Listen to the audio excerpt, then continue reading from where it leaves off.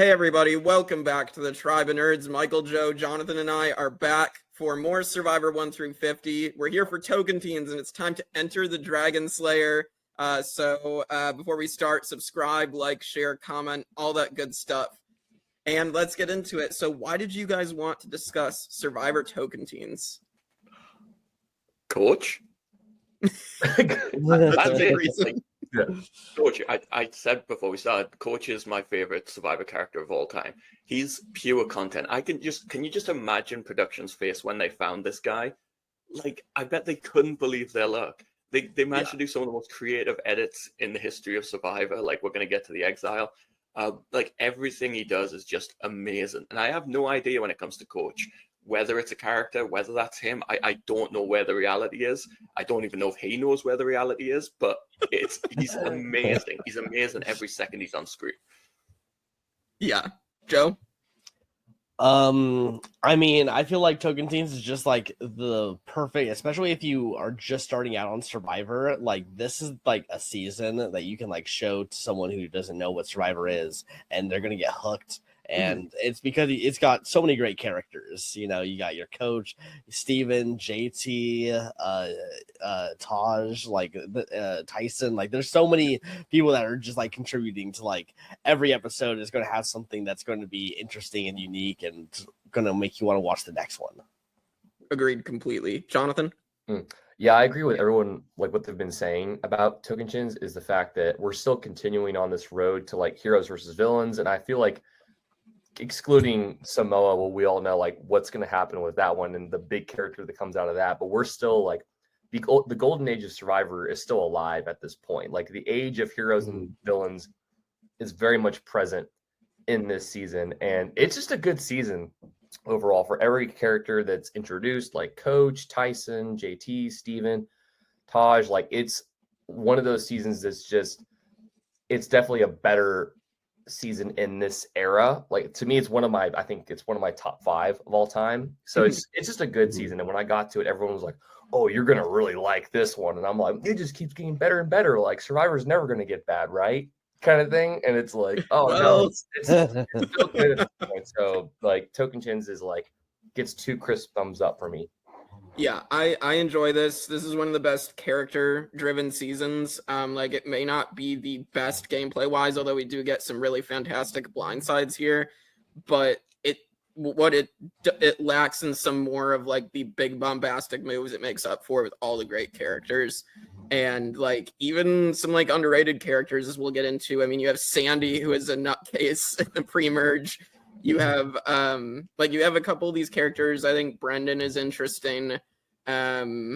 Sierra has her moments. So I mean, there's a lot of people to talk about. Aaron is a fantastic confessionalist as well. So there's some really fun people to talk about. So I'm excited to get into it. So let's get into the cast. What are your guys' thoughts on the cast? We have Jalapao and Timbira as the tribes. So what did you guys think looking at the cast? I mean, I was always a big jalapeno fan or a jalapeno fan. You know, I like that tribe is just like almost top to bottom. I really enjoyed. So I definitely went into the rewatch also yet again, like rooting for that tribe the entire time. Even though, you know, the pre-merge isn't great for the tribe, you know, and they really are the underdogs. The fact that they come into the merge and still kind of run the game, but I think like even over in Timbira, I mean, like, you got literally some of like what will become some of the best Survivor players, like character-wise, of all time, with Tyson and Coach. Kind of like on that side. So I mean, it's just a great cast from both tribes. Agreed. Michael, Jonathan? Yeah, I think a season really depends on having people to root for, and I think it really helps the season as well that Steven, JT, and Taj are such likable, like, people that you really do root for. So when they go into the merge, so, you know, down the numbers, and they're never really in danger. They are perfectly fine throughout this entire season. But you don't feel as predictable, or maybe you do, but you don't really care because you like them so much that you're happy to see them succeed. Right. It could have almost been the perfect final 3, but they had to get a bit too fancy, and poor Taj got cut out of the loop. But I love that Jalapao 3. They're so good. It's one of my favorite Survivor Alliances. Agreed. Jonathan? Yeah, I thought the cast was really good for the most part for the season. I think both tribes had like a good amount of people on there that you knew were going to be like big deals later on, or even if you didn't. Like, I guess with me, like going into this season, knowing like what's going to happen in the future, or knowing like, I wonder when I'm going to run into that coach guy, or I wonder when I'm going to run into that Tyson guy, and then they appear magically in front of you, and you're like, oh, this is going to get good, because you know that they're going to be big deals later on, or like JT and Steven. But you don't know like what their story is, but it's fun to go back in time to watch like their origin story. Like, this is where it all started for them and when they're introduced to the Survivor world. So I thought just overall the cast was pretty solid. I mean, there's like lots of moments where people are just like hating on each other and they're like ragging on Sierra or whatever, but like for the most part it's like a pretty good, like, solid season with cast wise. Yeah, I really like the Jalapao 3. I mean, this is also the one of the first seasons where we really get a tribe going in so decimated from like the pre-merge. The fact that they merge with 4, Joe gets medevacs, they're just down to 3 to 6. And we're gonna see it in Samoa as well, where the underdogs just end up letting the other tribe fall apart. So and wiggling their way through. So, but yeah, I was a big Jalapao guy, but Timbira has a lot of fun going on there too. So it's not like Panama, for example, where you love the chaos of Kasaya, but then Lamina's just boring besides Terry. So like, both tribes have their huge pluses. So yeah, let's get into the big stuff, starting in the premiere. So we have our first impressions twist. So we open it up and Jeff says, first impressions are already forming. You get the best opening pair of confessionals. You get Aaron saying Tyson looks really cool and awesome. Then Tyson's like, Aaron, she comes off as the bitch. So we get that, and then Sandy is calling Steven a geek, and she can lead him around really easily. And then Steven's like, Sandy's old. So, like, but yeah, so that happens. Then we get this first impression twist where someone is going to get voted out. They're not going to make this journey, meaning the hike. So what did you guys think of the first impressions twist and how it ended up playing out? I mean, it's much more fun than the Palau one where they actually shafted 2 people. So I think it's a really fun way to, put someone on the outs straight away and get the gameplay started. And Sandy doesn't last too long, but she makes a real impression, and it's I think it's a really fun way to do it. And also, like, the bonding time that the rest of the tribe get to have through that horrific trek. Like, Sierra never stood a chance. Everyone just dogpiles on her all the time. She really gets dogpiled, and she starts the season with strep throat. Like, she's sick. Yeah. So yeah. It's insane. I think in Sierra's case, that was probably like the worst thing that could probably happen, was like, okay, I'm already sick as we're going into the season, and they're already designating me the weakest person on the tribe. And that kind of like, she doesn't get over that stigma the whole season. Like, that just like sticks with her the whole time. That kind of like defines her character, even if she like does get better throughout it and she does manage to stick around. But it's like that just first impression just never leaves her throughout the whole game, especially if you have very what's the word, you have a couple individuals whose bedside manner is like really good, like Coach and Tyson, that they're really wishing you to get better. Not at all. No, they're like no pity whatsoever if you show any sign of weakness. And I'm like, damn, okay. Yeah, Tyson is so savage in this season, especially to Sierra. Like, I guess, was she just like super annoying? Because nothing in the edit really suggested to me that she was like, she was fine to me. And all of a sudden, it's just, everyone hates her. She has like no allies.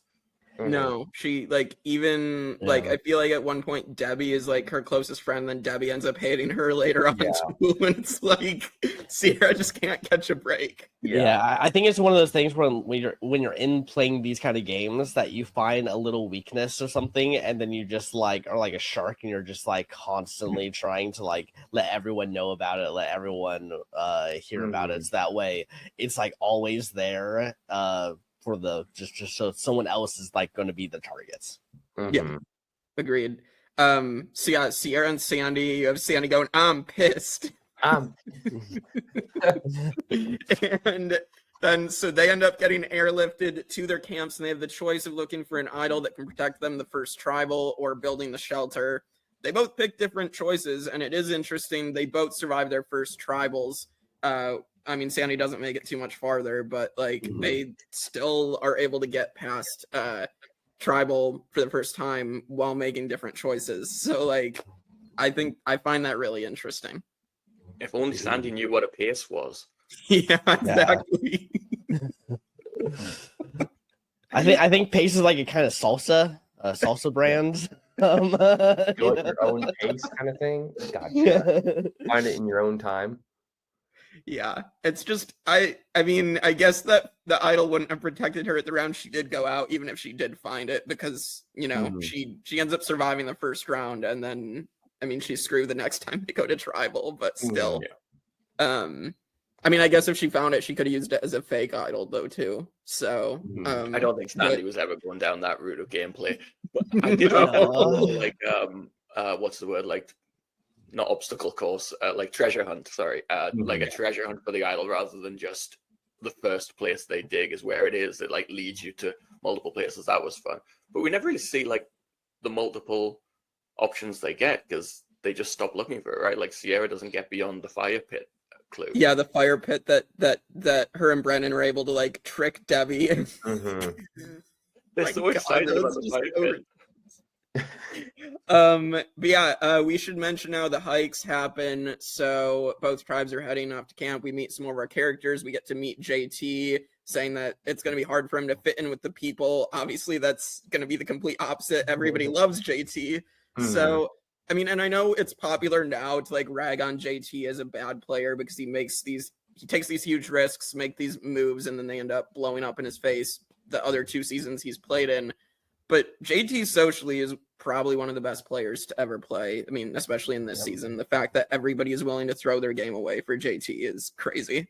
Yeah, at the time, he was like by far the best like survivor winner. Like he's just straight up. I mean, he gets the end against Steven, who I think was a good player, and wipes the floor with them. Yes, like all these other like great players who managed to get there, like the other people would get votes and everything, but no, JT was so good that it did not matter. He got it all. Wasn't he the first winner to like play a perfect game? Yes, yep. That's crazy. Should have been Earl, but Earl should have been Earl. Yeah, Earl got like a stray votes. Yeah, like so that's crazy too. Like looking at like JT as a character in his introduction, because when I first got to that, I was like, I don't think he's gonna be around for that long, you know, because I only knew about like Coach and Tyson and like characters like that, but I was like, I don't know that much about JT. I'm like, I was worried for him because I'm like, he's literally like my favorite type of player, someone that's like good at challenges, has got like that kind of like hero card. He's not going to last long. And then I was pleasantly surprised by the end of this season. And I'm like, oh, okay. Like this is where things get good on the way to heroes versus villains. So it kind of was the cherry on top of the season going forward. But like, I was really worried about him in the beginning of the game, not knowing if he was going to be like, he's just like the dumb country guy that can't do anything, that you got to get rid of him early on. But I was pleasantly surprised. Yeah. So then on Timbira, now we also get the introduction to the Dragonslayer, and Coach goes up to Brendan and is like, you know, the weak players always make it far. I'm here to change the game. The strong players need to make it far, and we need to get rid of all the weak players. So Coach immediately is actually trying to change the game. It's not going to end up going that way because Coach is going to end up choosing to get rid of threats later, but namely Brendan. But like that's what I mean. I don't know if Coach believes what he says. Like, is it just really is it smarter gameplay than he gets credit for, or is he just deluded? I really don't know after all these years. I think it just sounded good in the moment, so he said it. Yeah, and that's all that mattered for him. We'll get to more of these moments with Coach because this is the first of many. But yeah, and then we're also gonna get introduced to Tyson getting naked and filling up the water canteens and being like, "I'm not your typical Mormon." And we get the winner, the future winner quote of, "I want these expensive furs in my shoulders, a man tiara." Like, it's really funny in retrospect. Mm-hmm. Yeah, he's probably like the pure funniest survivor. There's other really funny players, but he's so deliberately funny. He has such a great sense of humor and has actual jokes. Like, and him with his loincloth, I think he's like, imagine I'm the guy that brings back the loincloth. It's so funny. He's like dancing through the tribe. I think it does show you like how useful it is to be really funny and likable at camp, because people just want to keep you around. I think that's why Tony was so successful in 40. Like, you watch that scene where he's putting the ladder up in the tree, like everyone's loving it. It's because it's just fun. Like, people want to have fun out there, and Tyson was like a fun person, maybe not to Sierra, but to everyone else. To 14 other people he was, and not so much to one. But yeah, so we are going to get that first challenge. So it is pretty close. Ironically, both Sierra and Sandy like are leading their tribes at one point and like building the puzzle steps. So that was pretty cool. But Timbira does narrowly pull it out. Jalapao is going to go to tribal, and we are going to see Carolina get blindsided at the first tribal. And the only notable thing that Carolina has is that she gets proposed to by David Murphy at Redemption Island's reunion. So, yeah, that was a much bigger blindside. Yeah. It's the worst thing I've ever seen. Like, when I didn't even remember her as a player, and when I saw her, I was like, "Oh my god, that's her!" Yeah, I felt so bad for her. Yeah, especially knowing the history. We'll get into that more in the Redemption Island podcast of what actually happened between David Murphy and Carolina, but we're gonna save that. But we'll get to our rankings at the end of the podcast now. We're gonna move that and just keep moving. But any other thoughts on Carolina being the first boot real quick before we move on? I mean, I will say it is incredible on Survivor, and it is a lesson for people how one small thing can really tank your game. Like, she was genuinely trying to be positive and like, hey, maybe we should tidy up the camp. And it's like, as soon as she got on people's nerves with that one comment, it's like your game is completely tanked. It's like, it's better to speak less is the advice. Yeah. I don't know. My favorite line is when she says that, and JT, like, they're talking about, JT's like, she can just go up and clean and get off her ass and clean up the camp herself.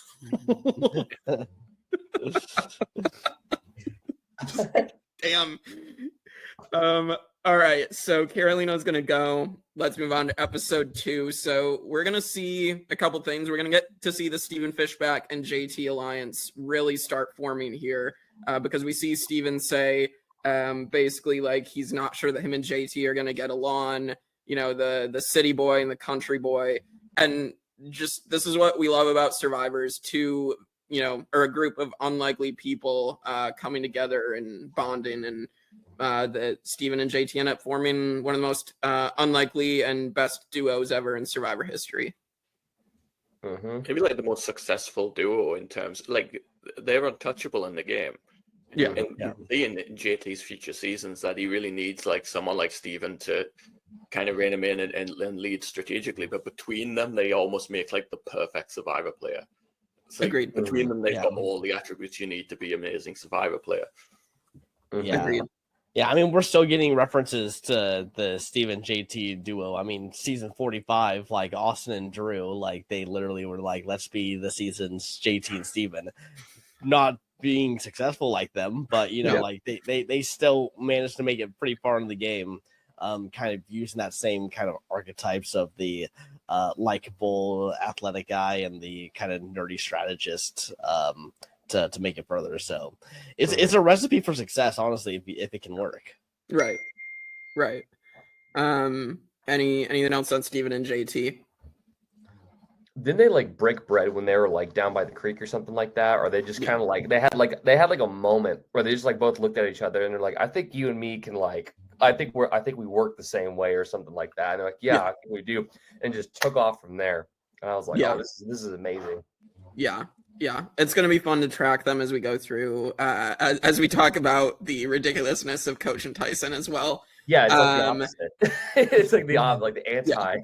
Yeah, exactly. I had a friend at one point say many years ago, they said when we were watching Tocantins and Heroes versus Villains, they're like, I think they compared Tyson to like Waluigi and like Wario. At one point, and then like they said he was like the anti JT, and I find that funny. So like if Tyson's Waluigi, JT's Mario, we could say Steven Fishbach is Luigi. And then I don't know. I mean, Coach shouldn't probably be Wario unless like we could just wait a season later for Russell. Coach makes a good Wario because he goes up to JT and he's like, "We're both about honor and this and that." And they shake hands and Steven and Tyson are both lanky, and That's true. It's like Waluigi and Luigi. It's like that's a really good dynamic. I like that. Yeah. I was bringing up Russell for next season because I feel like Russell definitely has more the look of Wario. But... Yeah. He's Bowser. He's Bowser. Yeah. That's a good one. But fine, I guess Coach is Wario in this situation. Sorry, Coach. Still come on the show. Love you, Coach. Can't wait to see you on 50. Yeah. But yeah, so let's talk now about one of the most short-lived alliances that never came to be, the Exile Alliance. And we get Taj and Brendan going to Exile Island, and Taj is gonna pull in Steven, and Brendan's gonna pull in Sierra. And this is just an alliance that never comes to be because I think Brendan very much screws up. But like, why? We never get an explanation as to why. Like, at one point he's like, well, I haven't really had a chance to speak to Sierra, and then he doesn't really speak to them at merge. It's like, this is such a good idea. This could have been a huge alliance where they have information across the board, and then for some reason they just never really followed through with it. Yeah, I think it came down to merge, and like Brendan just didn't talk to Taj and Steven at all when they merged. I think that's really what blew them up.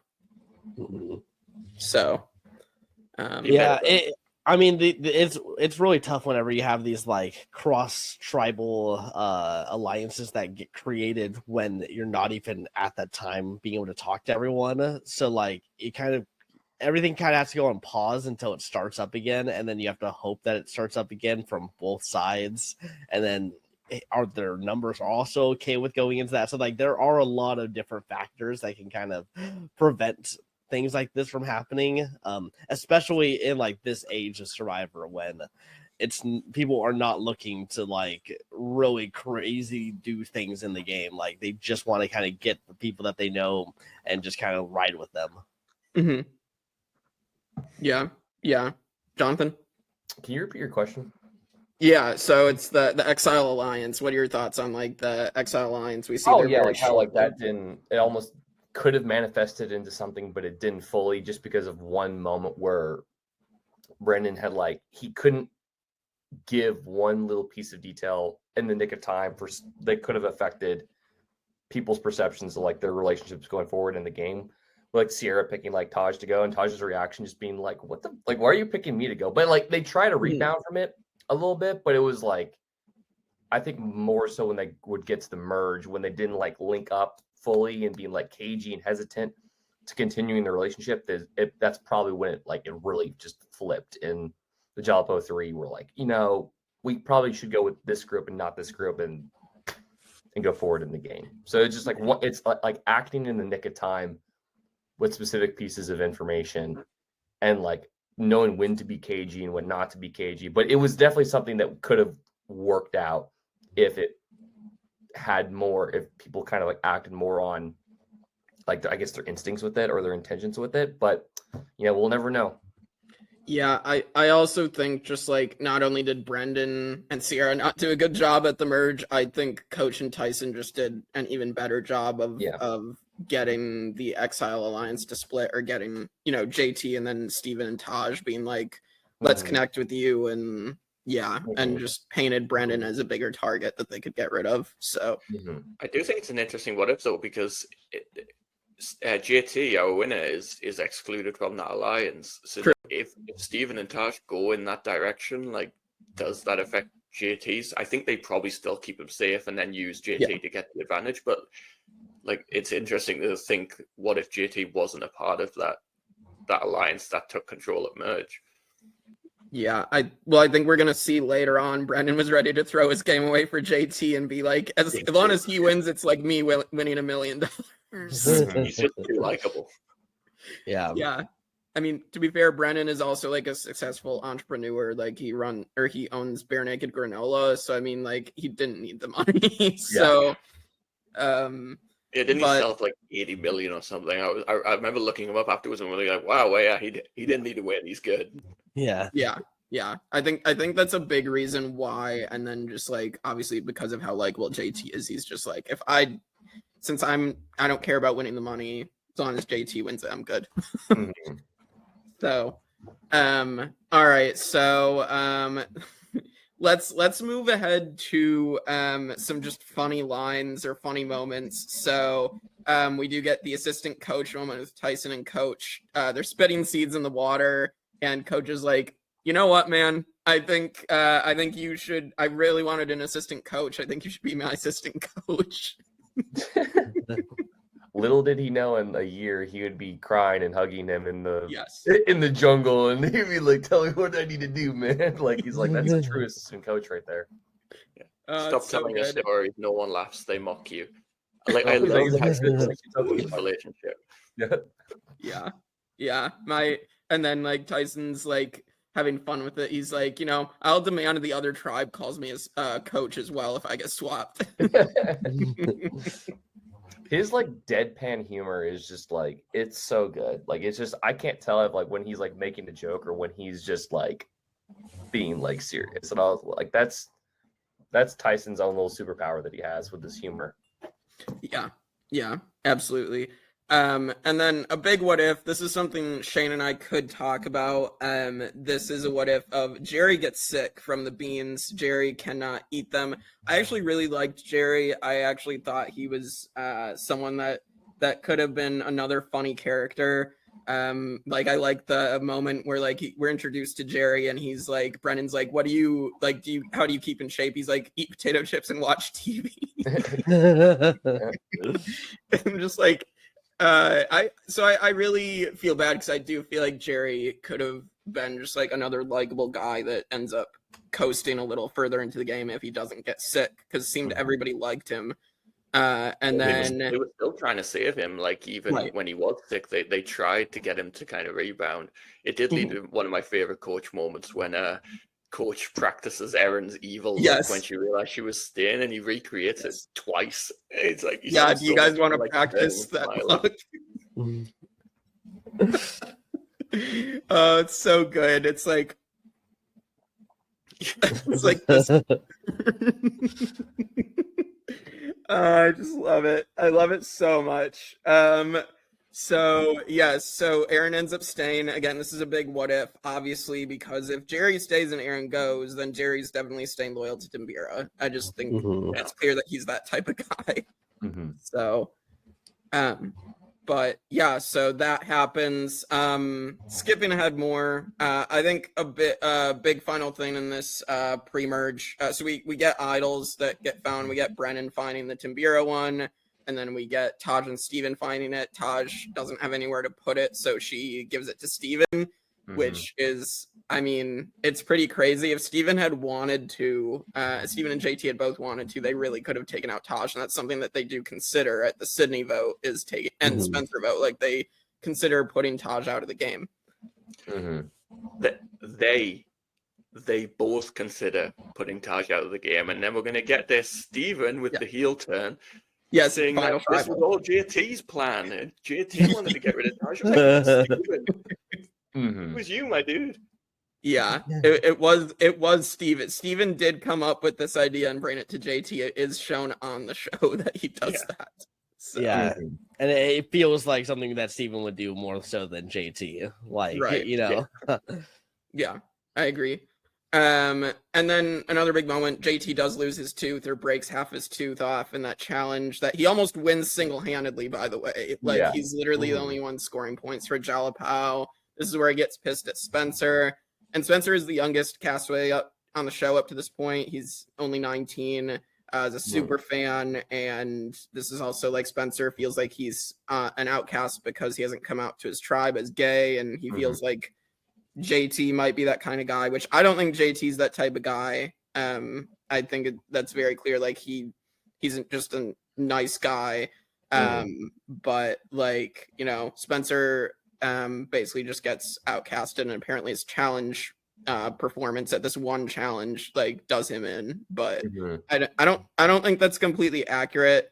How I was seeing it is like Spencer and Sydney and Joe might have been a thing, and then Taj, Steven, and JT, and they were just able to use the challenge performance to make Joe and Sydney agree to vote Spencer off and put themselves in a bad position. So I do think that's basically what happened. I think when it comes to like challenge performance votes, no one's willing to vote someone out on a challenge performance if it's someone they really want to work with. It's just the excuse people use to take out someone they're not really interested in working with. So I think maybe he didn't have the connections, and you know, if Taj sucked in the challenge, like there's no way they're voting for her because they want to work with her. Right. And also it's a really interesting and sad kind of look back at the times where it was just easier for him to not come out to his tribe, whereas now, you know, like we have LGBTQ players every season, and it's not a factor, and it's just, you know, a thing that is part of the game and how people are. So it is interesting, even not that long ago, really. It's what, 2009? Something like that. So like something he felt he had to do. Yeah, I believe Spencer also dated Todd after the show for a bit. Yeah. So interesting bit of information there. That's really interesting. So from this season, we have Todd and Spencer and Courtney and Steven. Like, China and Tocantins had some real connections made. 2 really good seasons. Greatness. It is funny. Greatness notices greatness. Yes. True. So I mean, anything else from the pre-merge? I think that's basically the major beats from the pre-merge itself before we hit this merge, which is really fun. I think like besides the fact like Joe got hurt, right? Like with his leg that would Joe carry gets hurt over in the into same this. challenge. Yeah. JT breaks his tooth. Yeah. Okay. Yeah. So there's those little things being set up going into this merge that apparently this came out of nowhere that they weren't expecting at all. And I was like, I get a new buff. Hell yeah. Like whatever. Yeah. So we are gonna get this merge, and we get Forza, which is a really cool tribe name, and we've had a decently good track record for the most part, aside from No Bag for merge tribe names. So I mean, it's been like, I think since Fiji, aside from Bone, I think we've had some really good merge tribe names. So, but yeah, so we get Forza. And we're going to get this episode that starts setting up, okay, the Jalapao tribe has to somehow overcome this numbers deficit that they're in. And basically, this is where we get Steven and JT working their way in with Coach and Tyson as the Warriors Alliance. So, Warriors, Smash Brothers Alliance. Yes, the Smash Brothers Alliance. Oh, now that we set that up. But yeah, so that ends up forming, and so this is also where we get the birth of the Dragonslayer. And so Coach actually officially calls himself the Dragonslayer here, you know, talking about they're gonna get rid of Brendan, and he's the Dragonslayer, and he feels brilliant. the scream of joy. Like, what's funny about the Dragonslayer nickname is, apart from Steven in like towards the end, no one ever calls him it. It's a nickname that he purely calls himself. And like the point where he's like, "Did you hear after he wins a meet?" He's like, "Did you hear when I shouted Dragonslayer at the end?" It's like, "Yes, we heard you. No one's going with your nickname. Stop." Yeah. No one likes when you're literally like, oh, I came up with this amazing nickname for myself, and I'm just going to use it over and over again. You know, like at least with Neo, like Michael, you know, you were the one to give Neo his nickname, so True. at least I guess to stick a little harder. Yeah, I just think it's funny as well that Brendan, I don't know which one it is. Like that's the dragon. Like when you look back at like who gave him where did the moniker of Dragonslayer come from? From taking out Brendan. Like, Who cares? Yeah. And Well, like, Sierra's check the out bowel Joel. movements. Yes. Those, like, Coach, do we really need that analogy? Like, that's the best you could come up with for Sierra. All right, and then a lot of Tyson stuff. This is also where we get Tyson starting to bash Sierra a lot. Tyson says the only reason Sierra's here is to give stupid people hope to stupid people all over the world. I mean, good God. It is so brutal. Like I said before, but like Tyson is funny in every season, but I feel like he loses the meanness. Like he's not super mean in his later seasons. In this season, he is mean. He is funny, but he's mean. This definitely gave him like, okay, like this is your villain persona that's gonna cause you to get put on the villain tribe for heroes versus villains. And I'm like, he's brutal. He's brutal in these early Like seasons. at one point, he's like, "I want her to cry." Like I he says, cry. It's funny, it's funny when people cry. It's funny when people cry. It's like, dude. And then he says, you know, I've had these moments with Brendan. I've like kissed the back of his neck, the nape of his breathed on the nape of his back softly. Just like doesn't take anything serious like at all. Yeah. With the experience. They do a really good job. Like Timbura cracks so easily, and they're desperate to turn on each other. But they do a really good job with the Jalapao people to get themselves in a good position while not staying tribe strong. I do kind of hate that we miss one of the biggest what if moments of the season, and that could have been amazing. Like Joe gets medevaced, and he had the fake idol that Taj made and put in the. It's funny that the idol was like up the arse of the statue, like lift its skirt up and reach in, like weird place to hide an idol.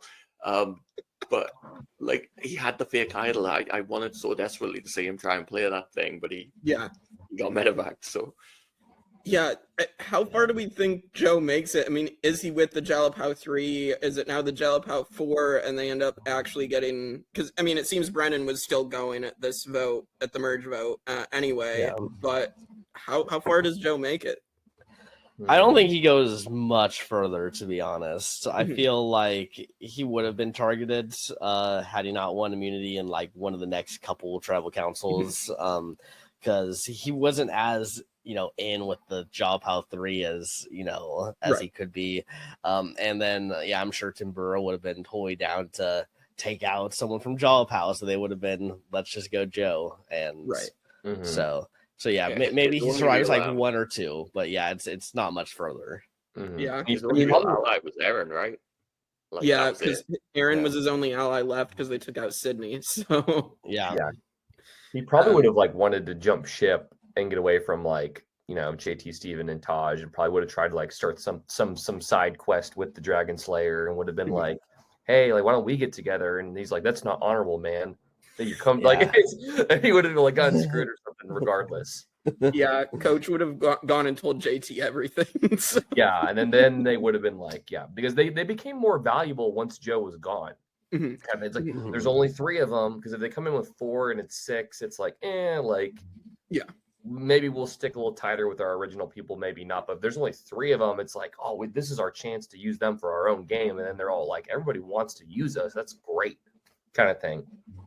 Yeah, I agree. I don't think JT is a perfect game if Joe doesn't get medevaced, because clearly JT was. I think Brennan was going to try to vote JT, him and Sierra at that merge vote, and it still would have been Brennan, I think. But we don't have the image of JT as a perfect winner, I don't think, if that doesn't happen.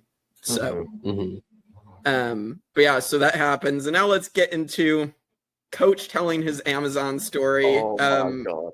It's 100% true. He took a lie detector test and it was proven. It's true. Do we believe that? It wasn't the test given to him by Jeff. It was something he brought himself. He did bring himself. But I definitely think it was fabricated. I don't think it's true. Yeah. No shit Sherlock comes to mind. But It's any thoughts incredible. on this Amazon story of him rowing away from the natives, who we'll find out later he left out that they looked at his ass? What was that about? It looked like a weird edit. Like I thought it had been like he'd said something else and they edited it because I kept putting away from him when he said it, and it's like they were going to eat my ass. It's like, Yeah. what is this? I don't even know. Like, this is just so weird. Everybody else is like, coach, that's not. And then, I mean, we'll get in this episode as well. He's talking about how like he got a favor to like get this military helicopter for free, and like National Geographic, and then he's the only one that knows this special Tai Chi practice from a monastery that, and you can't Google it because it doesn't. Ungoogleable. It's that top secret. It's a shame that we've never gotten Philip Shepard and Coach on the same season interacting with each other. They almost did. We'll talk about it with the Yeah. South Pacific deep dive, but that was almost the season, and then Philip didn't want to do back-to-back seasons. Oh Yeah. man. God, can you imagine those two together? We need the Dragonslayer's code name. What would the Dragonslayer's code name be? What? And that's when like, and imagine if that's another what if like what if Philip did that season and he got to meet Brandon immediately. Oh my Oh my god! God. I forgot. He meets him Oh my immediately. Oh my gosh. Ah. I think Brandon tries to knock Philip's head off way sooner. He tries to kill him. Yeah. Like, my god. Yeah, Brandon, I will say, different headspace in South Pacific than he was in Caramoan. That's true. like he Yeah. actually was pretty close to winning that game of South Pacific too. Like there was Yeah. a few things that could have happened that leads him to winning. Yeah, we'll get there when we'll talk about that when we get to that season. But Yeah. so Coach has these stories that nobody believes, and we're gonna get to the reward challenge, which is made better by Coach, of course, where they're throwing the balls, cracking the tiles, and Brennan's like, you know, nobody else has done this before in our lives. Coach says,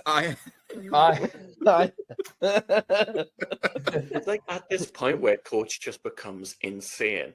Like he was always kind of crazy, but like as the season progresses, the wheels come off. Like to the point where I'm kind of worried about him. It's so bizarre, and like we go through all his health scares, and like he goes from the Dragonslayer to like the puppy dog real quick. Like where did his balls go? Like all of a sudden he's like complaining about his asthma and his back's flaring up, and like Yeah, he's got back so spasms. bizarre. his disc slipped. Yeah. Oh my god. So the reward challenge happens. This is where Brandon's gonna be like, I want JT to win.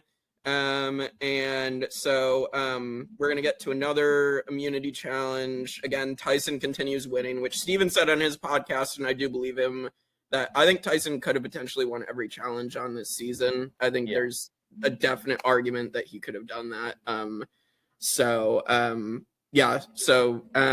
This is the challenge where Tyson is also going to lose it and then get voted off in Heroes versus Villains. So ironically enough. But yes, so now Brendan is trying to play on this blind side of Coach, and little does he know the Exile Alliance has turned on him and Sierra. And so we are going to get to the tribal council, and of course this is where more Coach comes out, and we get to learn about Coach talking about his 5, 6, 7, or 8 life or death events in his life. It's a lot of events. Oh my god, it's so funny. It's We just need like Coach autobiography. That's what we need. Yeah. So so it's pretty great. And then we are gonna get to the vote, and we do get Steven saying, this is me shooting my wizard lightning, sending you back home, kapow. And it makes you think that maybe he's voting Coach out, but he's voting Brendan. So Yeah. He's joining Coach with the wizard Yes. nickname. Where did so it was at that challenge that led to this end of this episode that where Coach says to him, "Be the wizard, Stephen. Be the wizard." But and he starts calling him the wizard, but we don't know why. Like, why is he calling him the wizard? It's just another weird Coach thing. I don't know. I think because Steven's like the nerdy guy, so he's just Yeah. doing that like He- Dungeons and Dragons type of thing. Maybe I don't know. Yeah, he's smart, I guess. I guess that's really the only thing that makes sense for me. Yeah. I don't know, but so yeah, Brennan also reveals he has the idol publicly at Tribal, which is like, Brennan, what are you doing? Yeah, he goes out in a blaze of glory, I guess. I just don't understand. So Brennan's gonna get blindsided, and a split vote between him and Sierra. And so yeah, I mean, I think Brennan would have potential to be a good player, but again, because he didn't actually want to win, I think that's why he ends up failing here. But It's that JT charm, man. Once you come Yeah. across it, you want to give everything you have to him. Like, yeah, I Yeah. will say Brendan is like really fun on the jury. He doesn't seem to take it to heart, and he's so expressive, and he's like loving watching the game. So Yeah. as far as like mayors of jury Villa or Ponderosa, whatever you want to call it, go, he's not bad. yeah, I like Brendan for that reason as well. So can't compare to Eliza, but in terms of jury reactions, but he's still pretty good. But all right, let's get to probably the second best episode of the season. This was maybe the third best. This is the second best because this is the Tyson Blindside episode. So Best gameplay episode of the season, I'll say. Like, yes. I think Coach's Exile is like the peak of the season, but in terms of gameplay, this is so good. Yeah. Oh, it's wonderful. So we start the episode with Tyson just being a dick to Sierra and being like, Sierra's like begging everybody to like keep her around, and she's like, Tyson, I had no idea what was happening last night. You know, I don't want you to think that I was the mastermind. And Tyson's like, I don't think you're smart enough for that. I think that's why he makes such a great villain as well, because the fact that he's so horrible in the episode, especially where he does get blindsided, it's a really satisfying episode. And like, I love Tyson. I was so happy when he goes on to win. Like, I think he's amazing. But in this season, you're so happy when he loses because he deserves it. Like, he's being a dick. Yeah. I mean, and it isn't even the reason why he gets turned on by the Warrior Alliance, by Steven and JT. It's literally he's a challenge beast. That's literally it's like we can't have him around because he's gonna win these challenges. It has nothing to do with him being like the big bad wolf of the season. It's literally just like we would keep that around for entertainment if we could, but we can't. But because you're too much of a threat, we need to get you out of here, kind of thing.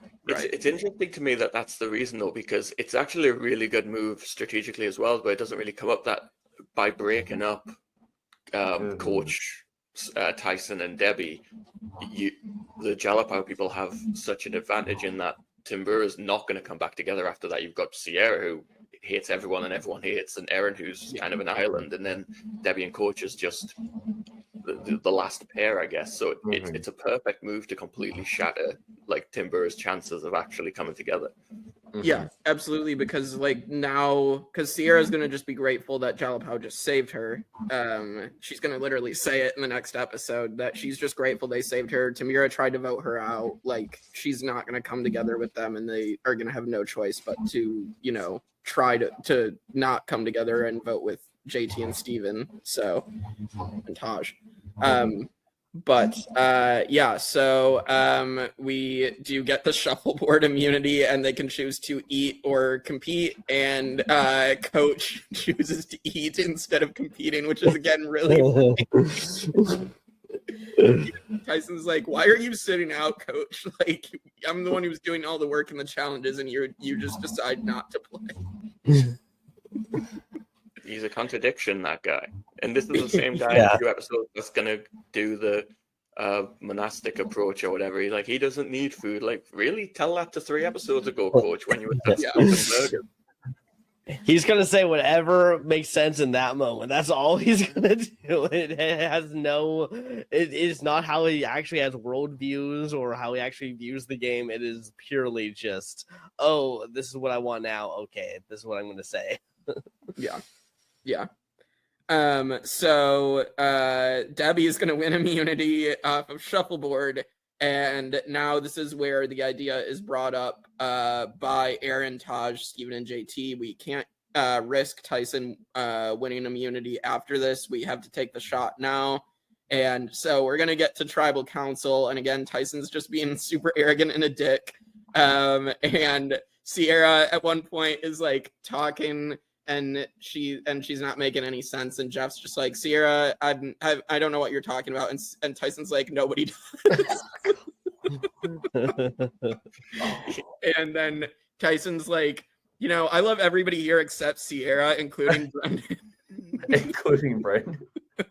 He has an There's little interesting wink comment to where Brendan on the he jury. straight up says he doesn't mind about being mean to Sierra because it might lose him Sierra's vote, but it'll probably gain him everyone else's, which is Yes, I love that line too. strange that like everyone just is in agreement on this girl. I really feel bad for her. Like when everyone's piling on her in this episode about lying, it's like, well, they lied to her. They voted Brendan out. Yeah. Like what?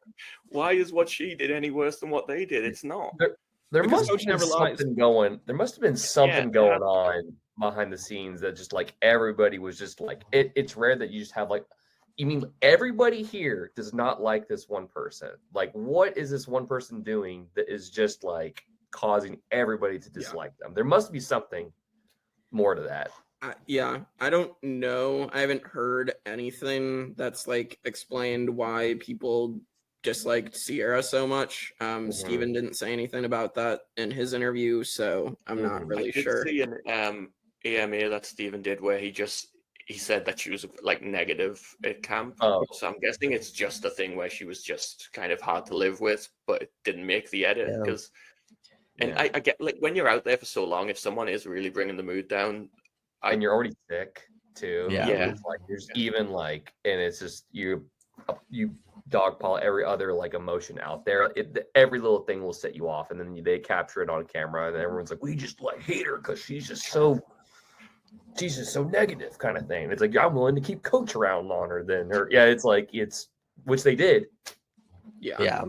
Also, she didn't really have like a super number one kind of person to like really talk up for her. Which that's pretty important, is because otherwise, all that stuff will just constantly stir and keep going. But if you have at least someone who's kind of like, well, maybe not, and like trying to back up someone, like it can put a halt to some of that. But she just never had that. Right. This is also where Jeff calls out. Oh, sorry. Also, she's kind of like a forced goat in the season where no one talks to her. Like they don't even include her on the Tyson blind side. That's true. She has no idea. So like, it kind of surprises me. They've kept her around that long. Like, how is she not in anyone's final two deal? Like, she's the perfect person to go to the end with. I'm surprised they voted out when she did because it was so close to the end. At that point, you have to keep Sierra because she's never going to win. I guess on like Timbura, they were like that dysfunctional that they were just like, I don't care if you were like, I don't care if I could win the whole game if I brought you with me. I do not want you here, kind of thing. Like, it must have been like that bad, and that's saying something. Yeah, I think it was hard to live with her at that point when they finally vote her out, and they kind of want to possibly keep an option open another round is all I can think of for Steven and JT. So and getting rid of Sierra means they can possibly choose to go with Debbie and Coach if they really decide to. But I was gonna say, so Jeff Probst calls Coach out at Tribal, is like, you know, Coach, you wanted the Warriors to stay around, and then you voted out Brendan, and Coach is like, yeah, and I won, thank you.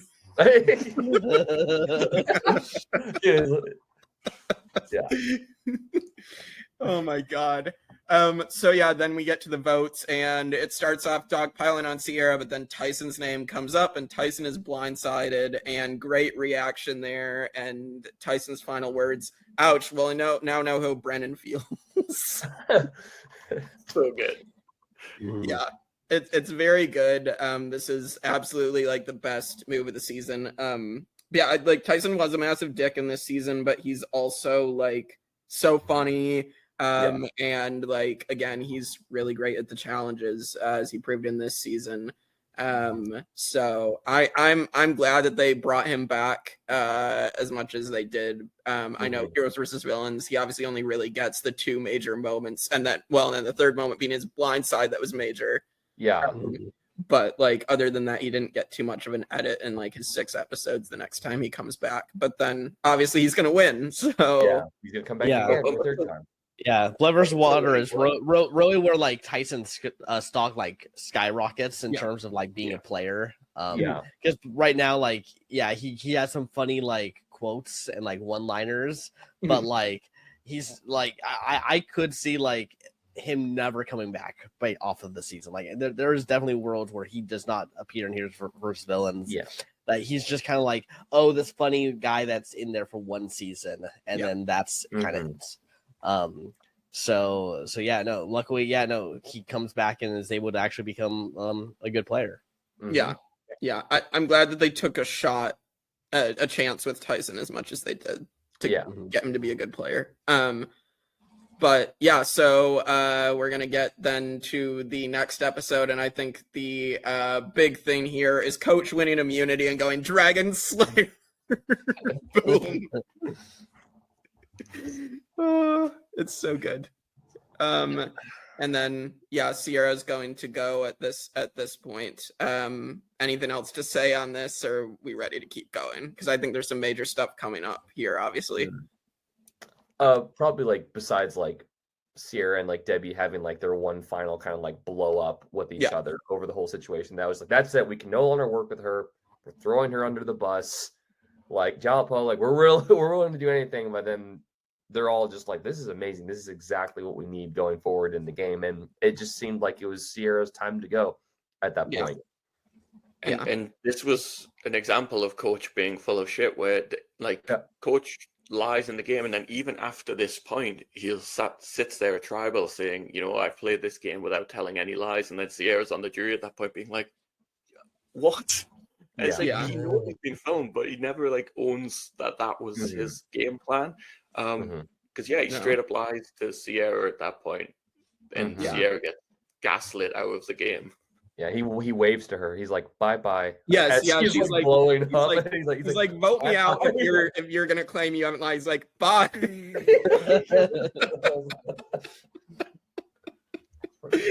Oh, it's so funny.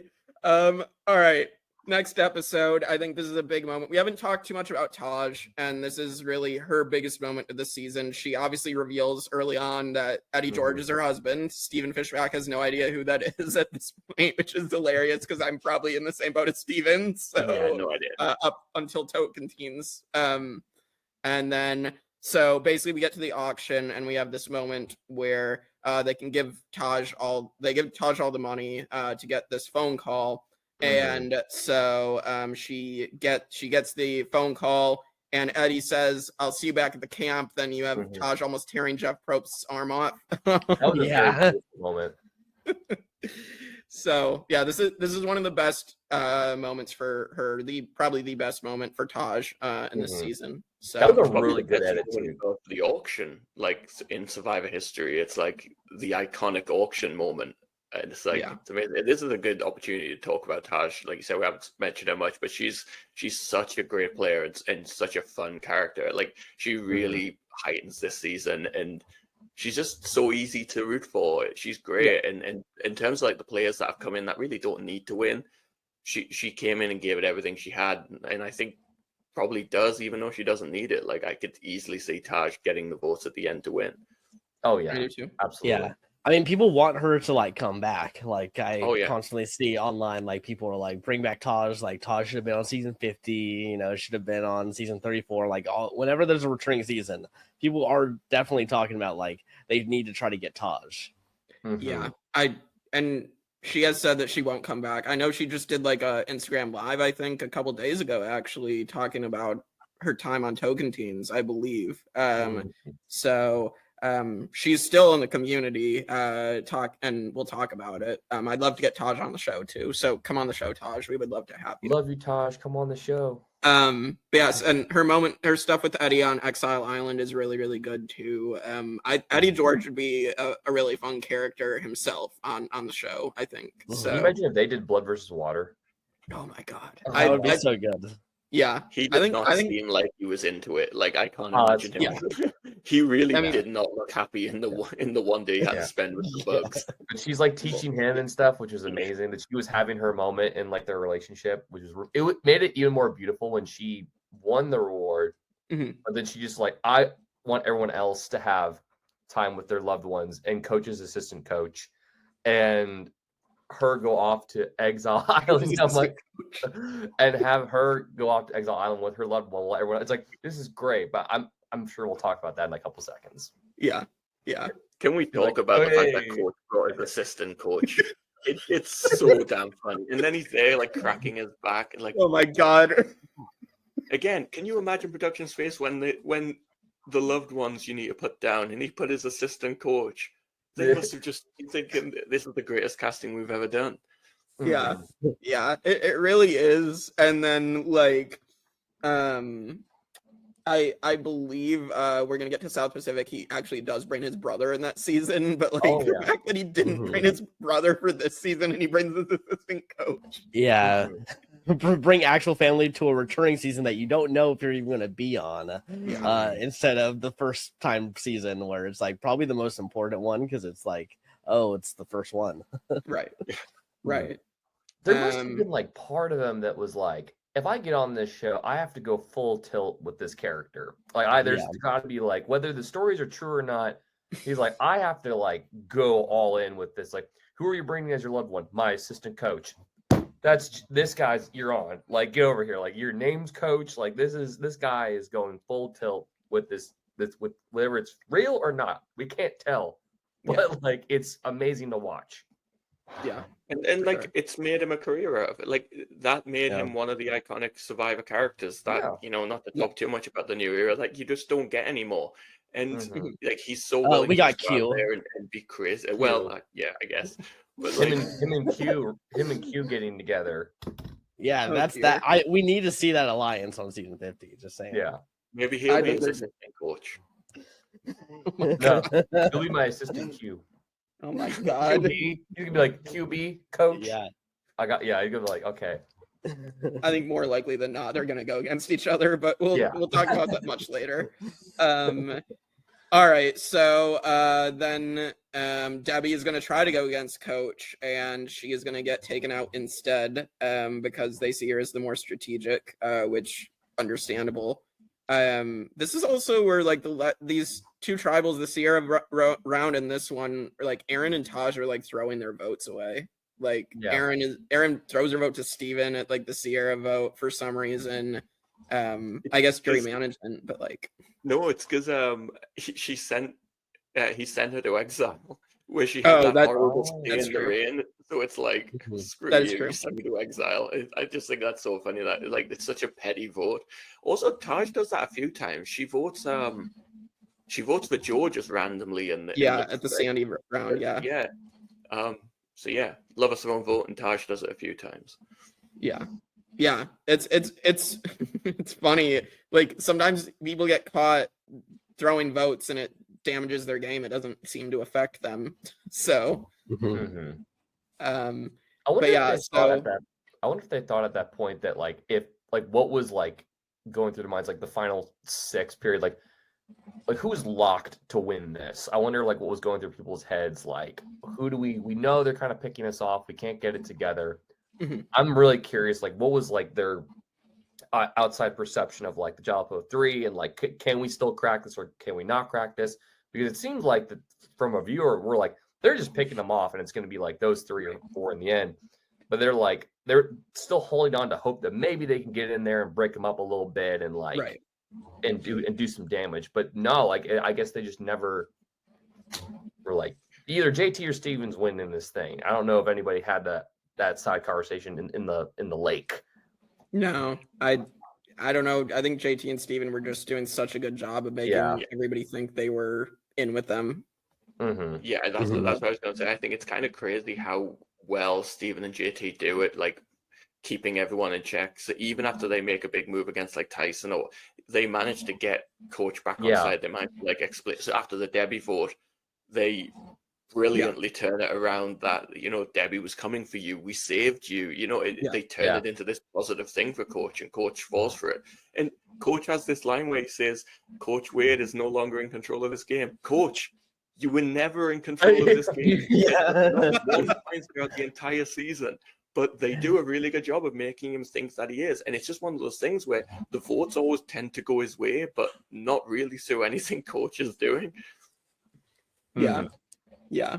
Yeah, he was the leader early on, so he thought he had to be in control the whole time, and now suddenly it's like, oh wait, no, it has not been. Wait, he said Brandon was the leader. You know, he gave Brandon the crown, so it's like he really is the leader here. Like, Yeah, that's a situation where he's like, Coach is like, oh no, I'm the leader. It's like, but then you clip the edit of him showing that he's giving the crown to Brandon to be the leader. Yeah. And it's like, I didn't say that. I did not say that. Like, Coach, you said it. We have video of it. It's like, Yeah. I didn't say that. No, it's like, It's the funniest part early on when they're literally saying that Brendan would be a better leader and pissing off Coach. yeah. Coach holds on to that for the entire season. Like when he votes out Brendan, he talks about that moment. You can tell that has been festering under his skin for weeks, and he just waited for his moment to get rid of the guy. Yeah, it's very funny. All right, ready to get to the martyr approach, one of the greatest episodes in Survivor history. Arguably the greatest episode. Yeah, it is so fun. We already started it with Steven and JT doing great damage control with Coach, and Coach absolutely falls for it, hook, line, and sinker. And then basically we get to the next morning, and Coach is like talking about how he's feeling really sick. His asthma is flaring. And like basically an effort to not go to exile, because at this point he feels like he's might be on the bottom. Although with Coach, I don't know. He probably still thinks he's in control, but in some way. But no, I mean, he says he's no longer in control, as we said. But yeah, he's basically like, in an effort to not go to exile, he's like, I'm gonna just say that I have asthma and like don't send me to exile. And JT's like, you know, for someone as noble as Coach, I would think he would want to take this challenge on. That was a really good play with JT, where he didn't like directly attack Coach with like calling him out on his bullshit. He was like, no, man, he's like, let's be warriors here, Coach. Yes. And he's like, let's honor. And then he's like, damn it. Like, okay, like, I have to like go do this now. And it was just like, it's what you wanted. He's like, let's be strong here. And he just goes out there, and it's like one of the greatest moments ever. Yeah. For sure. We all know the reason why he didn't make fire, right? Like he did the monastic approach because I don't think he can do those things. No. Like I think he was a total fraud in that he couldn't make fire. He didn't want to be seen failing doing it. So he just thought, well, I guess I'm just gonna have to. There's so many great edits of him just like lying there, looking like almost dead on exile. It's like this guy would not survive without his tribe. Yeah, he was like trying to just fast forward time by just doing some power poses like that and then sleeping. Him carrying was he carrying like a giant like log or rock? His dragon cane. Yeah. Yes. Yeah, and they're playing like that music where he's just like, it was like, this guy's like, it's and like an eagle screech. They would have eagle screech. They like, love the eagle screech. Yeah. And can we just mention the greatest Coach confession of all time on Exile, where he says, unbreakable, unbendable, unyielding, immeasurable, immovable, invincible, legend. I love it. Everything that Coach says is a gem. And we also have the moment that he's pissed off. He's like, I'm gonna forgive Erin for what she's saying about me, and like, because Erin has a right to like call Coach out on his bullshit. She's been doing it all season. Something that I forgot to mention earlier, because it's in a recap episode, but my favorite moment that kind of sums up Coach as well is Coach is pretending to conduct, and then Erin's like, who is this jackass? It's like, it's so good. But Coach gets sent to exile, has that great moment. Coach is ready to come into the next challenge and win it, and we get to the immunity challenge, and Coach comes in with his dragon cane like limping, and he comes in like Willy Wonka at the beginning of that film, where he's hobbling down the steps, but then he doesn't do the cartwheel. Yeah.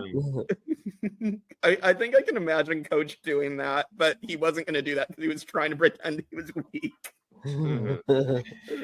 Oh my god. So we're gonna get into this immunity challenge. We get some great stuff from Taj as well. Taj is like, any 37-year-old man who believes he's a Dragonslayer belongs in a mental institution. Damn. Oh god. Okay, so we're gonna get this challenge. The craziest thing about Coach in this challenge, because we get loads of shots of their feet on the little things. He's wearing toe rings. What? Yeah, why didn't even put toe rings on? It's like another little thing of like, who is this guy? Who wears toe rings at 37 years old? I don't know. The Dragonslayer does. He's the Dragonslayer. He's got to do that. All right. So we're in the challenge. It comes down to JT and Coach. The matchup Coach has always wanted, the Warriors going up against each other. And Coach is standing there, and all of a sudden, the moment he's like crying. And then we get the music as like Coach's last stand before he falls, the dramatic music, and then he just falls. And they're like, well, what's funny though is like it was playing that music and he has like that reaction, but everyone on the bench is just like not like impressed at all. He's like falls over, and it's just like and they're like, "Oh, buddy, you okay?" But it's like, wait till we get to the jury's reaction when we get to his poem. My God. Oh my God. Oh, we forgot to mention as well that one moment, I think it's at the Debbie boot, where Tyson, Brendan, and Sierra all come in doing the jacket thing that Coach does, where he has it over his shoulder. And the feathers, like. And when I think it was Brandon that was bringing it up every time he plays with his hair. Yeah. And he does that thing. He was just doing that the whole time. Yeah. Yeah. So now basically Coach is hoping that the Warriors are going to vote with him, and they're going to vote out Aaron for being rude to him. And so basically JT is going to, live up to his word with Coach, where he's not going to vote out Coach, but he knows that Steven is going to vote Coach out.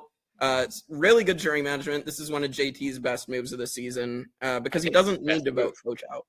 Yeah, I think it's the best thing he does all season. It's so smart because he just knows Coach so well. He knows exactly what he needs to do to play the Coach's ego, and he guarantees him his vote there.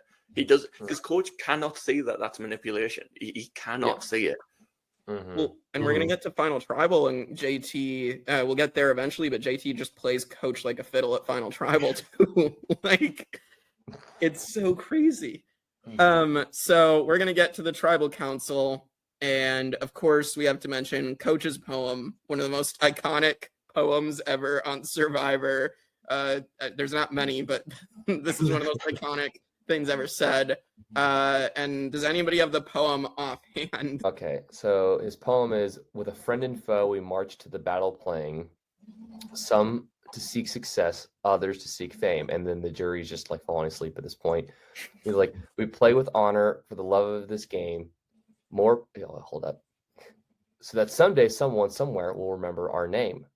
Yep. And then I think that's it, right? Yep, that's it. And then Jeff is like, the perfect way to take us into the vote.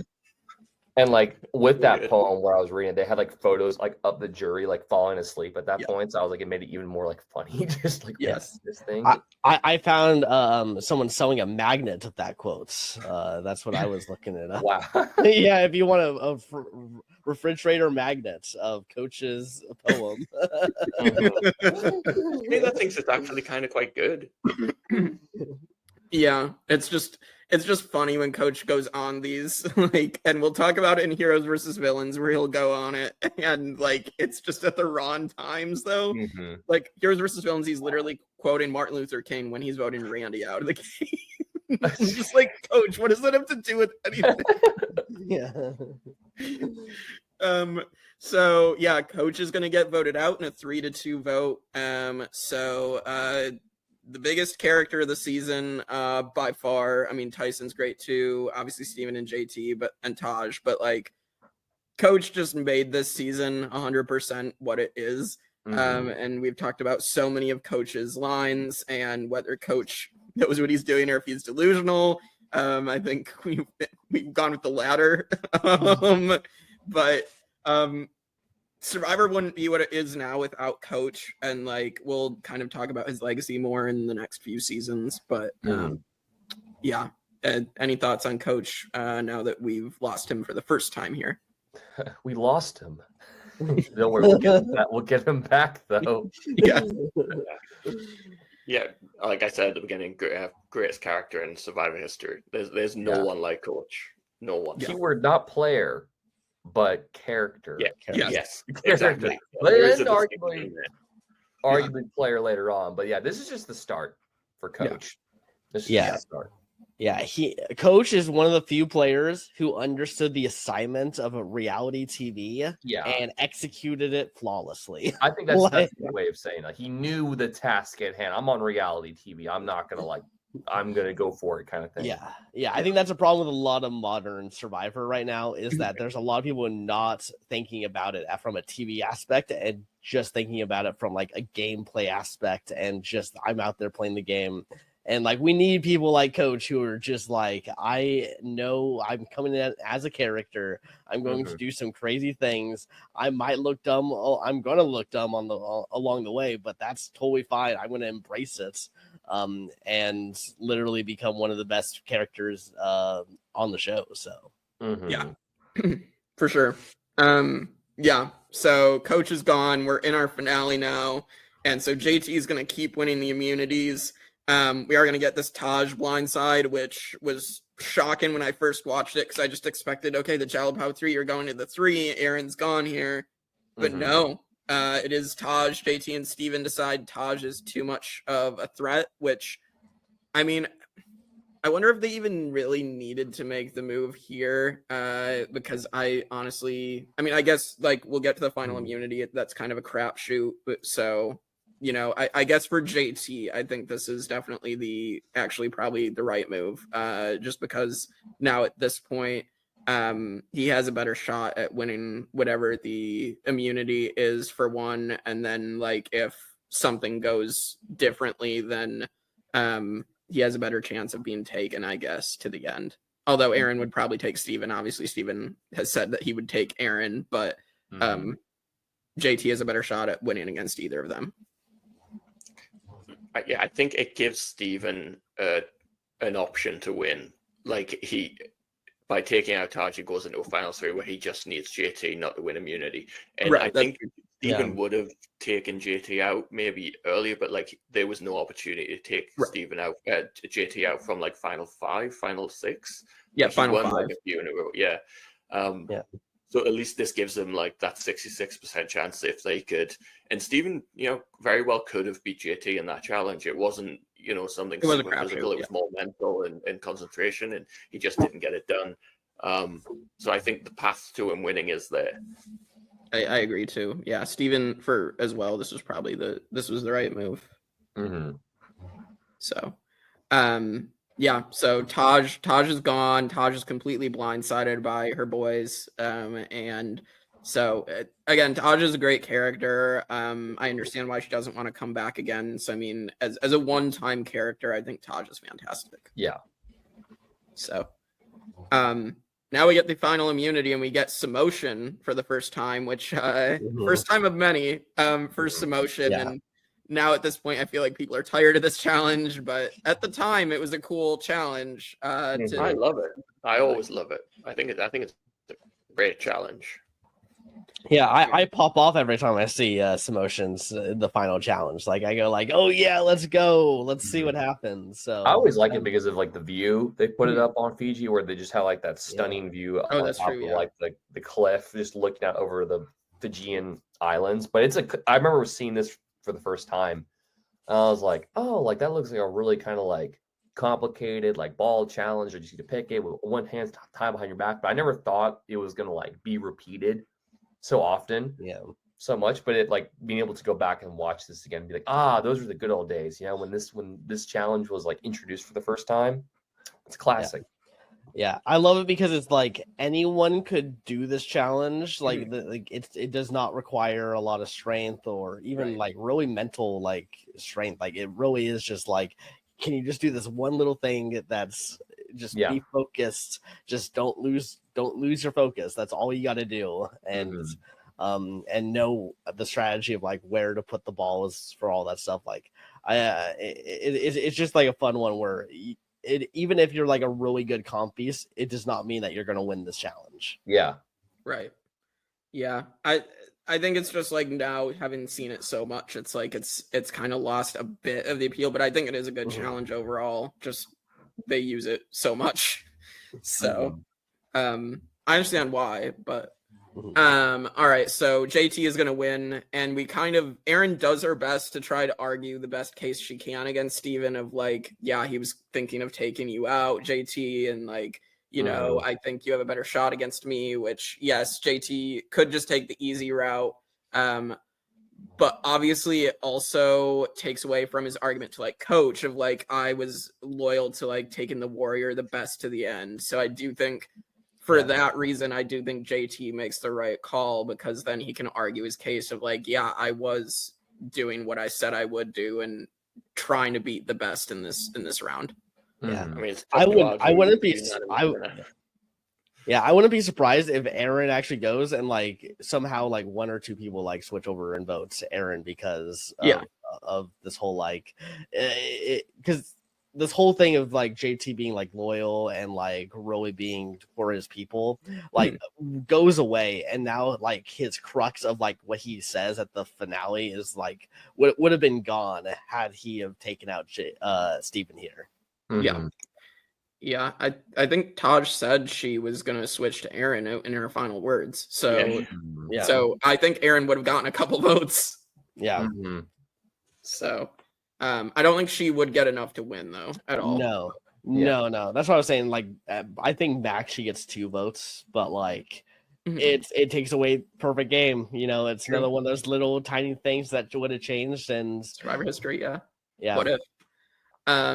All right, so Aaron goes. We're gonna get to final tribal council, and yeah, JT basically digs Steven's grave and just basically argues every point Steven can make. And Steven, I think Steven kind of falters as well by like he goes more for like the growth of everything, and clearly the jury was looking more for the gameplay aspect. Well, also I'll go for it, Michael. I find it really odd. It's what's interesting about juries on Survivor, because no jury's the same. It is odd to me how some really do focus on gameplay and some, like this, seemed JT was just very likable. Like, because unless it's edited out and it just didn't make the cut, but we never see Steven talking about like the Tyson vote was his idea, that like going through the things that he did where JT, because they talk about like, would JT be here without you? And he probably wouldn't be. Like Steven was heading the strategy side of things, and it just never really becomes a factor for the jury. And I feel like Steven had a lot more to say and a lot more to sell, but he just never really got there. And it was really interesting to see how it turned into this kind of devolution of the friendship where they start off really civil with each other, and then all of a sudden they're sniping back and forth, and like the line where Steven says our friendship's more important and JT says but you would have brought Aaron, and it's like yeah. But I think that was like what's crazy about that is I think JT was he's a lot smarter than we give him credit for, in the sense that I think he was very aware of his social perception with people and how they viewed him. And I think having someone like Steven that could take the brunt of all the criticism next to him going into the final tribal, whereas with like if he goes up against with Aaron, then it goes against like the honor, loyalty, and integrity thing, and he might lose a couple of votes. But with Steven, it's kind of like I think Steven himself got so comfortable with how like nice JT was and how charismatic that he was, that having him suddenly start sniping him and come after him threw him through a loop for a little bit, because it's like he had never done that to him the whole time in the game. Like he had never come after him from like a confrontational perspective, this or that. They were just like a well-oiled machine. And I think JT was really aware of like, no, I don't need to vote correctly because I can get a jury vote here. I can like let Steven kind of end up taking the brunt of the decision-making process, and whether he owns up to it or not will depend going into tribal. And obviously he kind of put him on his heels by making him feel uncomfortable. Like, oh crap, like my best friend's now coming after me. and it's making me feel weird, which is making me feel flustered in front of everybody. And he already has like a really good perception. So I guess with Steven, it seemed like he was trying to, I feel like in his gut, he really wanted to like take Aaron. I think he really wanted to, which is obviously like, oh, like you should, would have. He wasn't in a situation to do that. But I think he was trying to like, he probably got bamboozled a little bit in the sense of like, oh, you need to be honorable. We're friends, Steven. Like you said, you'd take us. And he's like, I don't want to do it, but fine, I'll go do it. And then he goes with it. And then it all just like comes back on him because that was an actual strategical thing that JT was planning on using against him in tribal. So it's like, crazy how that went down too. Yeah, I think it's also really hard to claim strategic moves more so than social moves at Final Tribal. Like it, because when it's strategy, it's like, oh, how can you really say like he said, she said, like what's all that going on? Whereas like because they've been looked at as a duo, it looks like, oh, they probably had talked through all this stuff. Whereas social thing is like, oh, those are a lot more one-on-one conversations. Those are a lot more like, what am I personally picking up on this individual person? Where JT obviously was like a 10 out of 10 in that scale, and JT Steven was not as well versed into that. So. Yeah, it's really hard for people who are not like very close to JT and Steven to know what was actually the strategic moves. Yeah. Only other thing of note with this final tribal is Sierra's kind of delusional here, so maybe this is why she's like, I lost a lot of respect because you took Steven to the end. I'm like, okay, Sierra, that's a bit odd, but okay. She says he's one of the weakest players. Like, that's the part. What are you talking about? Like, that was just odd. It's like, why? I don't know. Like, I don't know. All right, so JT wins perfect game 7-0. And so this is something that obviously Steven is gonna, wrestle with when it comes to second chance. So we'll see Steven again as well. All right, let's get to all our rankings here. So basically, I'm just going to go through the top 10. I'll say where this person ends up ranking in the master list. And obviously, if you guys have reactions, obviously go for it. But we'll just make this more streamlined moving forward. So for the first boots, we are adding Carolina here. The top 10 so far is Tina Wesson, All-Stars, Sonia Christopher, Borneo, Johnny Fairplay, Micronesia, Chicken Dam from China, Wanda from Palau, Devin, her rock shelter from Australia, Diane from Africa, Peter Harkey and his holes from Arcasis, Timbertina, Panama, and Pastor John Raymond from Thailand are the top 10, which... John Raymond made it to top 10? He stayed in the top 10. I'm not really sure how. You, Thailand, it ages like fine wine. What? I'm kidding. There's no way. I don't know how. Only for the first boot. Carolina is better than Pastor John. Well, apparently the David Murphy's cringe reunion proposal did not help Carolina. She is 16th overall out of 20 first boots so far. She is below Michelle from Gabon, above Ryan Aiken from Amazon. That's basically where her range is. So, I don't know. All right. Moving I on. don't know. I don't know what to say anymore. We'll move on. Fallen Angels. So we have Aaron Lobdell. The top 10 Fallen Angels so far. It's Sari, Rob Sesternino, Kathy Vio, Rudy, Yowman, Lex, Terry Dietz, Ian Rosenberger, Johnny Fairplay, and Rafe. That is the top 10.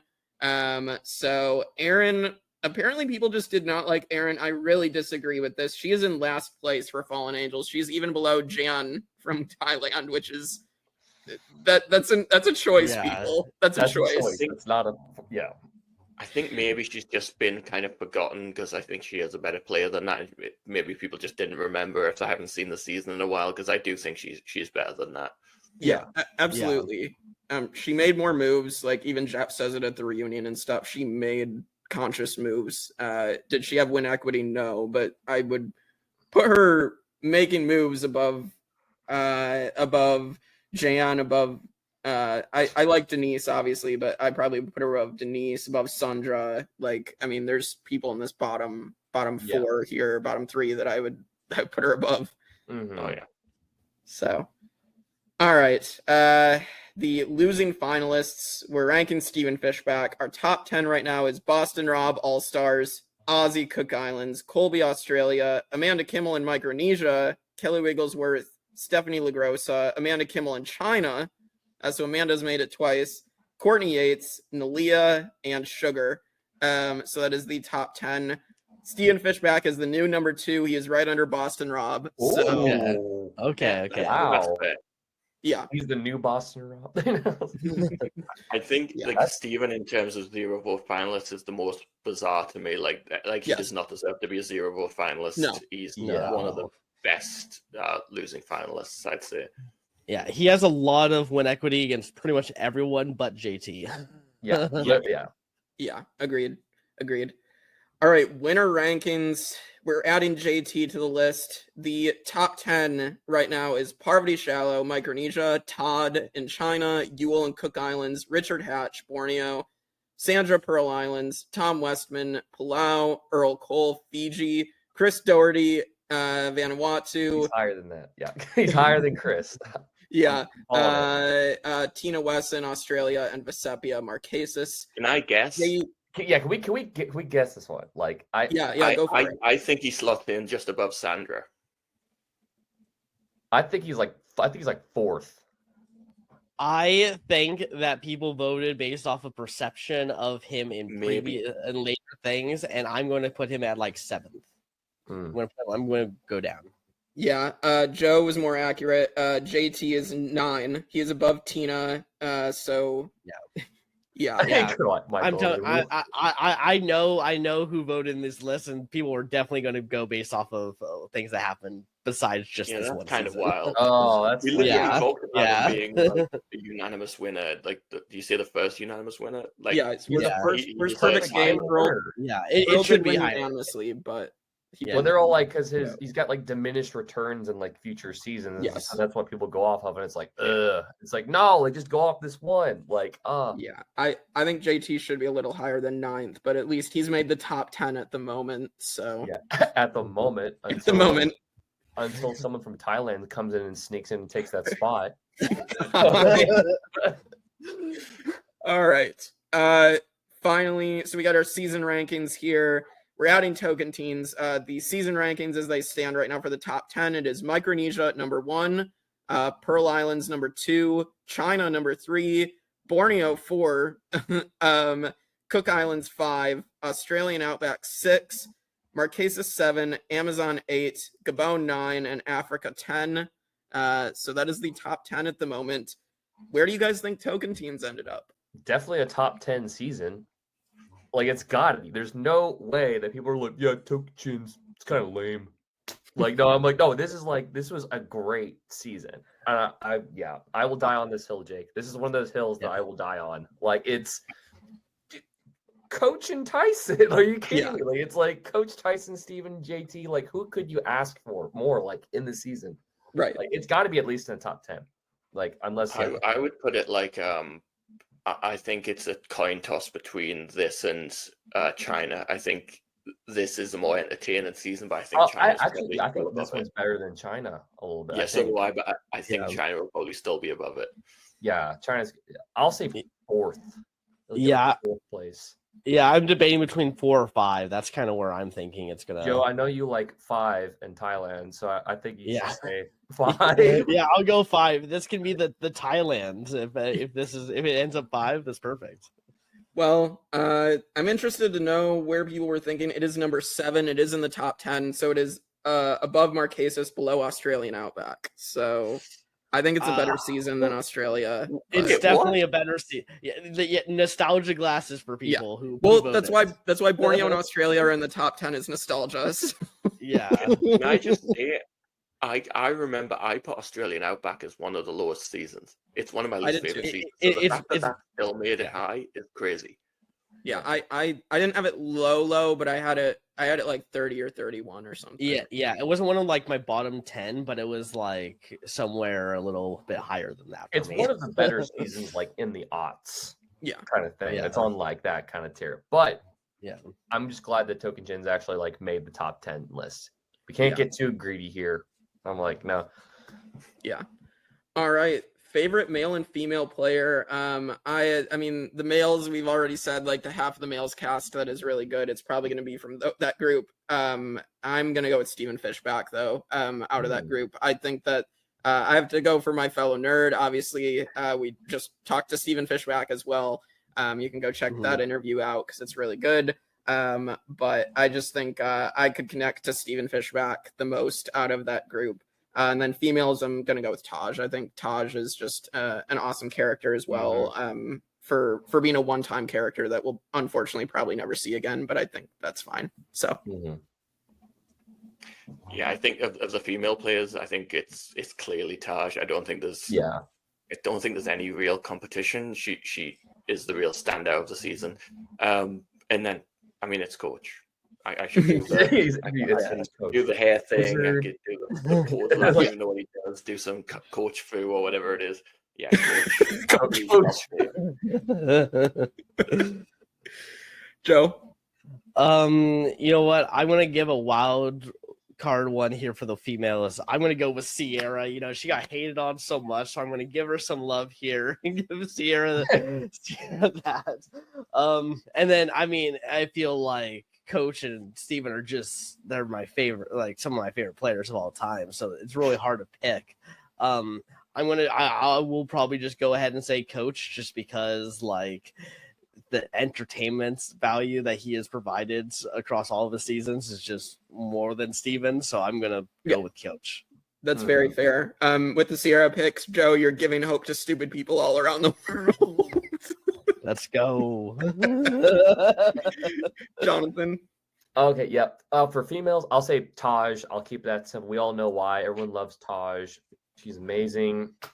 I think I'm glad that she had like her own experience, because I know she was like, you know, married to Eddie George, and she got out there and she wanted to have her own thing, kind of like separate from being, I guess, from a successful family. And she now has like her own unique thing that people know her from. Like even Jake, you know, Nate, he ran into her like in like the New York, like in LaGuardia airport like a couple of weeks ago. And I was like, how do you like just run into these people randomly? And I'm like, that's insane. So the fact that she's doing well and she's out there is awesome. And she did great on the season. It sucks though that she doesn't want to come back, but she's definitely my favorite female contestant for this season. Guys, it's a lot harder. Everyone's saying Coach. Coach is getting a lot of love. I'm not going to pick Coach because Coach has enough representation. I'm not going to pick Steven because they're great. Well, I'm going to pick JT just for the sole fact that JT is, I'm really drawn to, I think most people are getting this at this point, but I'm really drawn to contestants that are like, you know, like it's a real shot in hell if like they can really win kind of thing. If they're good at challenges or they're this or they're that, or it's like, you know, like you have to win out in order to stick around kind of thing with certain contestants. And whenever they manage to pull it off and win, it's like a big deal in my book. I think JT in this case is a little different because they knew he was the golden boy, but people didn't really do anything about it because his charm was just so good versus like other strong competitors that you can just be like, I don't care how good it is, I'm still going to vote you out because you're a huge physical threat. But JT was kind of like the curveball in that sense of physical challenge player. So it's JT and Taj for me. Cool. Last question. How did this season contribute to the evolution of Survivor as we know it? Coach. Back spasms. Yeah. We got more delusional players after this.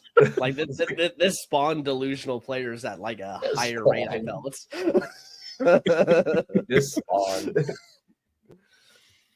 Yeah, I agree. Like in terms of like characters, this was like a jumping off point for like huge characters in the show. And like, I don't think Coach gets the credit he deserves for really being an iconic reality TV show character. He's just phenomenal. And like you say, it's not just Coach. You get so many icons appearing for the first time in this season.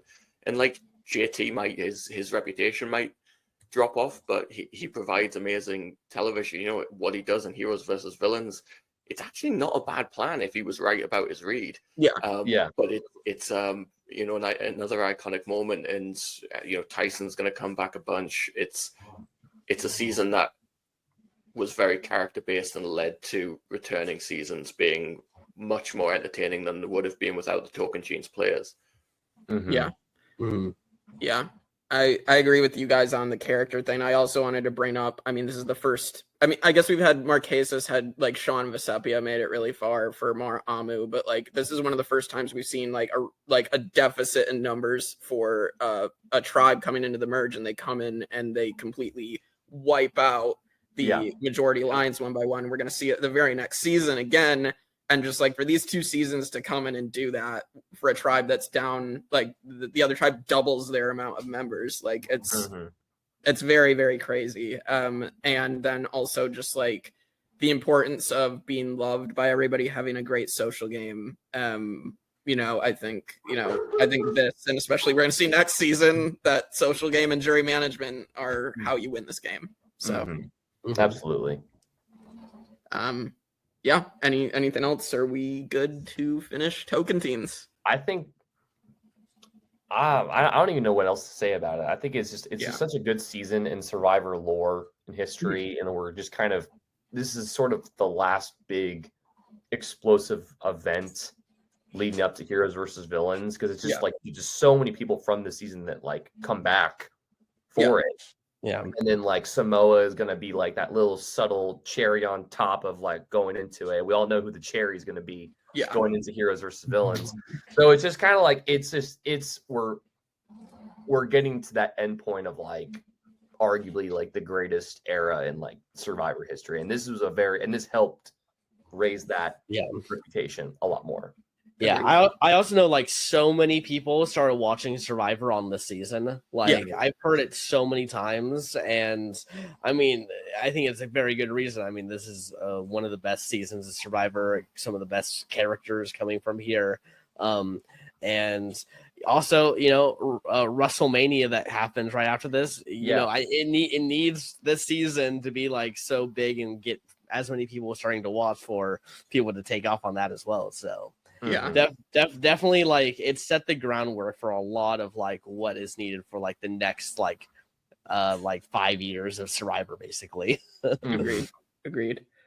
Well, we're done with Tocantins, and we're almost to Heroes versus Villains, but we got to introduce the biggest villain in Survivor history next week. In Samoa, Michael, Kristen, and Austin are going to join me to talk about Russell Hantz. The Russell seed in Samoa is getting planted.